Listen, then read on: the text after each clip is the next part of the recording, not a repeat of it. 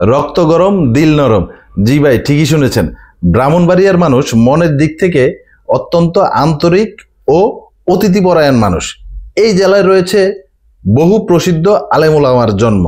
তারপরও প্রতিনিয়ত নেগেটিভ প্রতারণার শিকার হয় মিডিয়া এবং ফেসবুকের মাধ্যমে। ফেসবুক এবং অন্যান্য সামাজিক যোগাযোগ মাধ্যমে ব্রাহ্মণবাড়িয়া সবসময় নেগেটিভ প্রতারণার শিকার হয়ে থাকে। এই জেলায় অন্তত 1 বছর চাকরির সুবাদে সেই জিনিসটি দেখে আসছি। আজকে সকাল থেকে অন্য একটি জেলার যেই ভিডিওটি বেশ আলোচনায় রয়েছে, মনে হচ্ছিল যে কোনো একটি তামিল সিনেমার শুটিং চলছিল।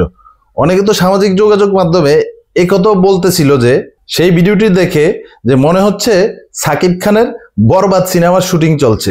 আসলে ব্রাহ্মণবাড়িয়ার ক্ষেত্রে এই নেগেটিভ প্রচারণাগুলো অধিক মাত্রায় হয়ে থাকে।